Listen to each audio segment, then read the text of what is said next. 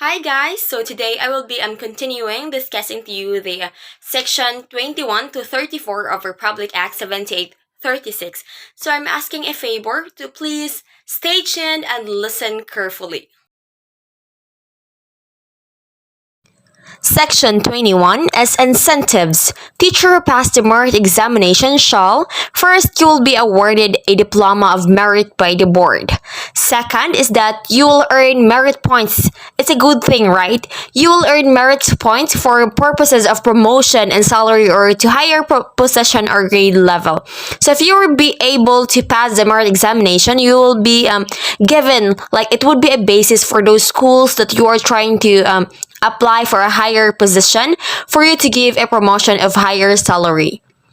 Next is to be placed in the priority list of government scholarship. Government scholarship is, take for example, you have a child and he or she is planning to take a admission examination in prestigious school or any university. He or she might take the government scholarship, okay? So, or if ever, if you are trying to planning to study for a master's degree or doctor's degree, it's easier for you to put in priority list for government scholarship.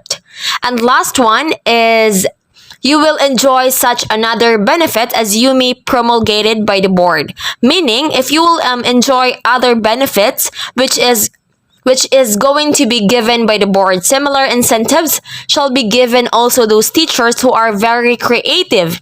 Like for example, you're able to invent new things, develop new method of teaching, write books or books that are available to create different literary works, and with that you will be given an additional merit.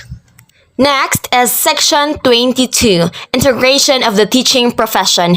The teaching profession shall be integrated into one national organization which shall be recognized by the board and the commission as one and only integrated and accredited association of professional teachers. Upon registration with the board, every professional teacher shall be encouraged to become a member of the integrated national organization. Every teachers are encouraged to be part of an integrated national organization because it will give them an additional experience. Also, professional teachers shall receive the benefit and privilege pertinent of their membership in the said integrated and accredited organization of professional teachers only upon payment of the required membership fees and dues. Next is section 23. Revocation of the certificate of registration, suspension from the practice of the teaching profession, and cancellation of temporary or special permit. Like for example, you committed such act that is unethical, that is against this Republic Act or against the teaching laws. The board may could suspend your license and would be revoked the certificate of recognition. So what are the underlying causes for your license to be invalid? First, you are convicted for any criminal offense by the court of competent jurisdiction. Next, as you have an immoral, unprofessional, or dishonorable conduct. Dishonorable conduct might occur inside the academy or outside the academy because whenever you go, if you are a teacher, you are holding your certificate. So whether you go to a different environment, you're still a teacher. Okay, so third is you are declared by the court of competent jurisdiction for being mental unsound or insane, meaning you are not mentally okay. You're not mentally healthy. Because if you are not mentally healthy, you wouldn't be able to practice your teaching in academe. You wouldn't be able to teach the students properly because you yourself, you are experiencing difficult problems. So next is a malpractice, gross incompetence, gross negligence, or serious ignorance of the practice of the teaching profession. So if you already have your license, you already practice teaching, and you are a kind of teacher that you'll just be giving a lot of activities to your students or without teaching it to them. Or if you are doing such multiple practice of teaching, it would be a ground for your license to be invalid. Next is the fifth.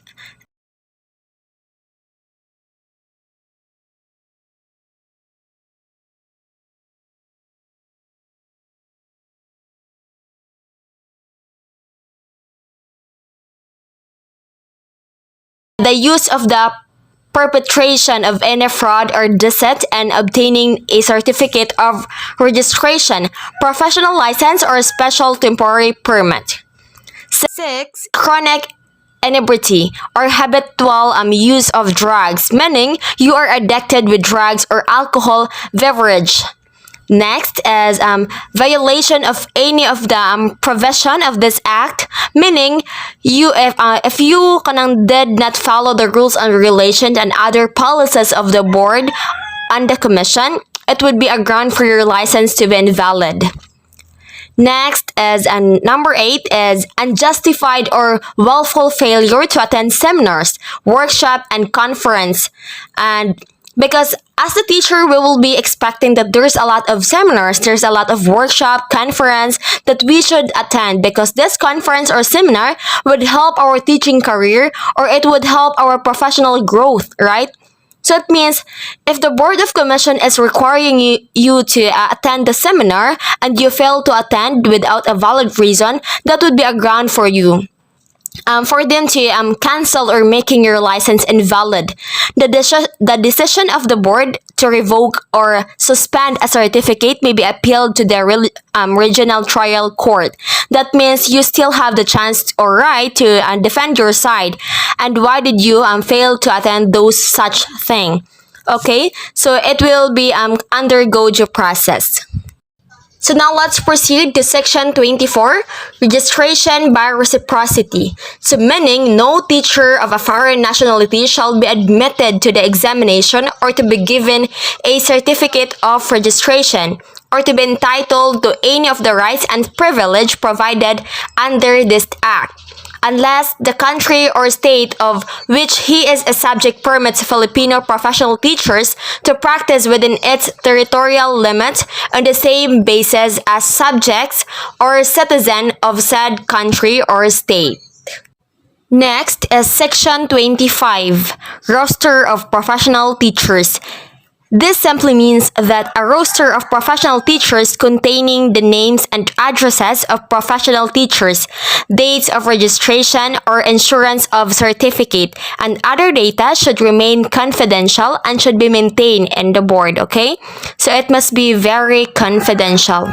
So now let's proceed to section 26, registration and exemption.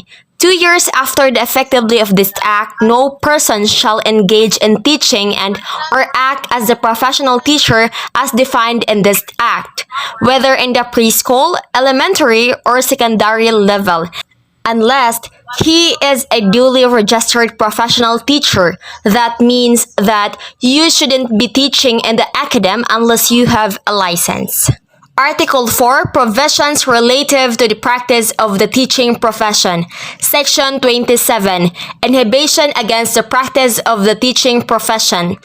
This simply means that the rules and regulation in the practice of teaching profession, okay? If you are a teacher, you must follow the existing rules and regulation by the commission so that your profession license would still be valid, as well as your certificate of registration.